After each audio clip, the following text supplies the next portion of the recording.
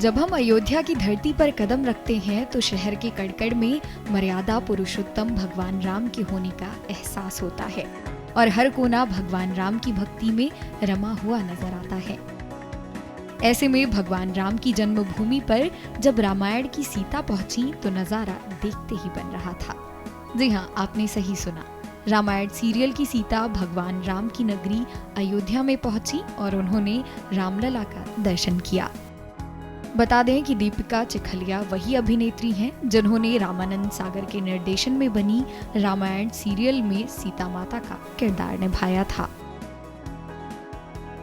मुझे पता था कि इनकी जन्मभूमि है तो साक्षात राम जी यहाँ पे विराजमान है, लेकिन मेरी कल्पना के बाहर है कि इतना तेज मैंने उनके जो चेहरे पे देखा, ये मैंने तेज कहीं नहीं देखा है और मेरे आँख में आंसू आ गए ये तेज देखने के बाद। मुझे लगा मेरा जीवन धन्य हो गया। और इतने सालों से मैं राम नाम जप रही हूँ, चाहे वो रामायण की वजह से हो, चाहे वो मैं अपने गुरु की वजह से हो। मेरे गुरु के नाम जलाराम है तो मैं राम का नाम वैसे ही जपती हूँ। साईनाथ का मेरे गुरु हैं तो साई राम मैं बोलती हूँ।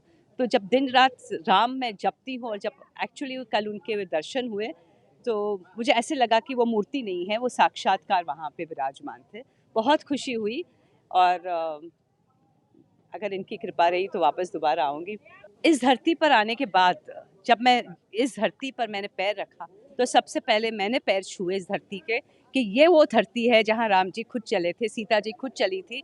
तो मैं धन्य हूँ। मैं तो ये कहती हूँ कि अयोध्या वासी धन्य है कि आपको इस भूमि पर रहने को मिलता है। तो आप अपने आप को भाग्यशाली समझिए। ये मत समझिए कि सिर्फ एक भारत के नागरिक है, आप अयोध्या के नागरिक हैं, आप राम के नगरी के नागरिक हैं। तो बस यही आपकी कृपा है।